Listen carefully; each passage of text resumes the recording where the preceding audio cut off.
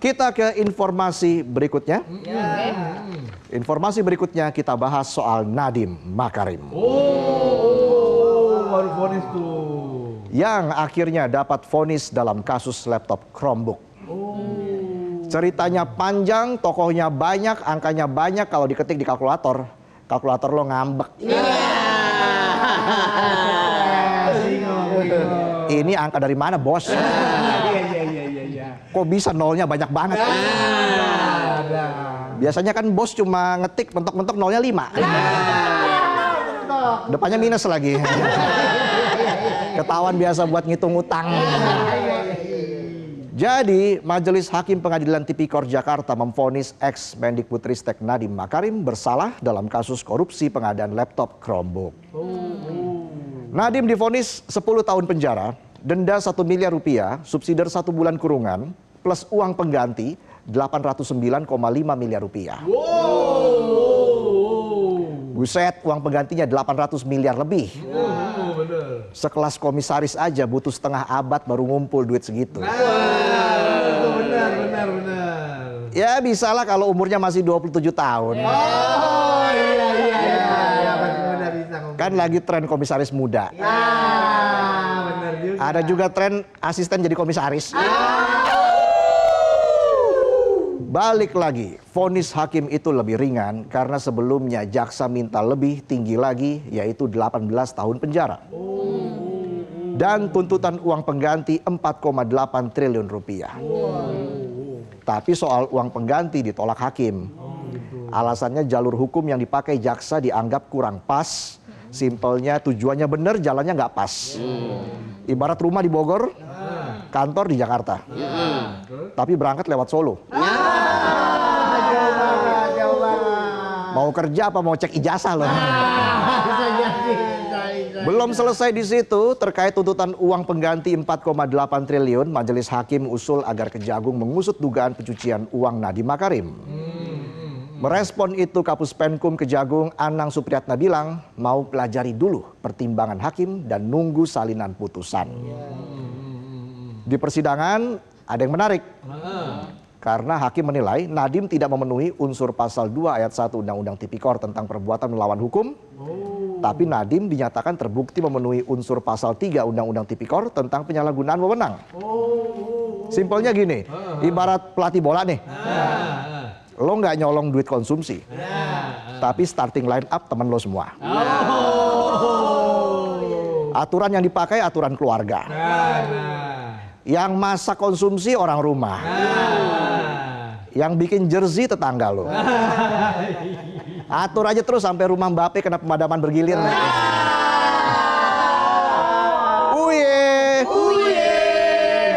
Hakim menilai ada upaya menguntungkan Google melalui penetapan Chrome OS. Jadi yang awalnya mau bikin sekolah melek digital, malah jadi celah buat akal-akalan main harga yang mahal.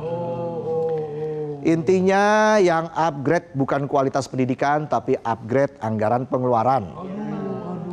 Hakim juga bilang kalau Nadiem juga terlibat aktif, mulai penandatanganan peraturan Menteri nomor 5 tahun 2021 oleh Nadiem, terus lewat konsultan eksternal, Ibrahim Arif yang dimasukkan ke tim teknis. Terakhir lewat staf khususnya Juristan, yang sampai sekarang masih misteri. Iya benar. Nggak ada yang mau bikin sayembara apa nih? Iya kan biar cepet ketemu. Masa hilang semua? Iya. Edi Tansil nggak ketemu. Harun Masiku nggak tahu nyempil di mana. Benar juga. Juristan ngilang kayak setan. Setannya aja ketangkap kemarin si Taufik Hidayat. Iya nggak? Iya. Nah, sekarang masuk ke bagian yang paling bikin dompet rakyat minder, yaitu soal kerugian negara. Totalnya mencapai 1,567 triliun rupiah dari pengadaan 1.109.327 unit Chromebook. 1,5 triliun bos. Itu kalau lo beliin semen, nggak bakal bisa bangun koperasi. Orang habis buat beli semen doang. Tukangnya nggak dibayar. Nggak dibangun. Siapa yang ngaduk tuh semen? Kluivert. Kluivert mah ngaduk-ngaduk timnas. Ternyata pro kontra kasus Nadiem ini nggak cuma di medsos. Saat sidang ternyata ada dissenting opinion alias pendapat berbeda dari Hakim Andi Saputra yang menilai Nadiem seharusnya dibebaskan. Oh gitu. Kalau buzzer opininya disetting bukan disenting. Iya. Kata Hakim Andi, Nadiem nggak terlibat langsung dalam pengadaan. Nggak mengintervensi, nggak dapat kickback, nggak dapat gratifikasi, dan nggak ada afiliasi di perusahaan laptop. Soal investasi Google di perusahaan yang didirikan Nadiem juga dinilai Hakim Andi murni bisnis. Hakim Andi bilang, meski ada kerugian negara dan ada kickback dari vendor, itu yang main di level panitia dan pihak ketiga. Ibarat di kantor nih, bosnya lempeng, karyawannya gendeng. Sering. Pas karyawannya sablang, bosnya sinto gendeng. Iya juga. Kerjaannya ngeluarin jurus aja. Jurus-jurus nggak jelas. Menanggapi putusan itu, Nadiem menilai dissenting opinion Hakim Andi itu adalah keberanian menyampaikan kebenaran. Nadiem juga menilai 4 hakim lain mengabaikan fakta persidangan. Dan menegaskan tidak akan menyerah serta akan menempuh langkah hukum demi anak dan keluarganya. Di sisi lain, jaksa penuntut umum menilai vonis 10 tahun sudah memberikan keadilan bagi masyarakat dan anak-anak sekolah yang terdampak. Nah, sebelum sidang ditutup, ada adegan yang bikin deg-degan. Apa tuh? Kuasa hukum Nadiem, Ari Yusuf Amir, protes sama majelis hakim yang langsung menutup sidang, nggak pakai tanya sikap Nadiem terhadap putusan. Oh iya benar. Tapi protes itu dicuekin. Ya aneh memang, tapi kita kan harus positive thinking. Iya. Kali aja hakimnya kebelet barengan. Buru-buru, iya. Hakimnya 5, WC-nya 2. Kan kasihan kalau harus ngantri. Positif aja kita. Iya. Ingat, di setiap masalah pasti ada jalan keluarnya. Cuma belum dicor.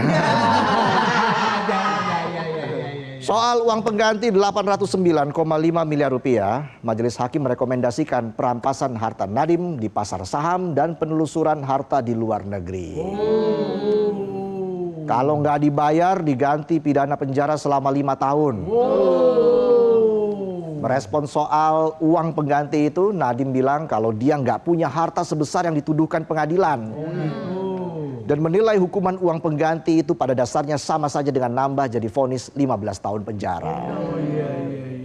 Dan di ujung cerita ini yang paling sedih sebenarnya bukan soal siapa menang, siapa kalah, atau siapa yang dipenjara dan siapa yang tertawa bahagia.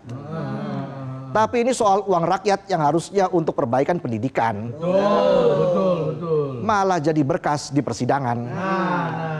Soal nasib generasi yang harusnya lebih cepat melek digital, bukan generasi yang muak lihat negara digarong oknum-oknum pejabat nakal. Nah, iya tuh benar. Apapun kursinya, mau kursi komisaris, kursi menteri, tetap aja kursi buat duduk. Iya dong. Bukan buat lupa diri. Benar. Ingat, jabatan itu cuma titipan. Betul. Ada titipan mantan bos, Benar juga tuh. ada titipan sepupu, Iya lagi. ada juga titipan bapak. Itulah tadi informasi pembuka kita di Midnight Live. Infonya panas-panas semua. Tapi jangan kemana-mana, habis ini kita masih punya yang lebih panas lagi. Lebih hot lagi. Demen kan penonton? Makan tuh kompor. Tetaplah di Midnight Live. Jelajahi cara baru mendapatkan informasi. Download Metro TV Extend sekarang.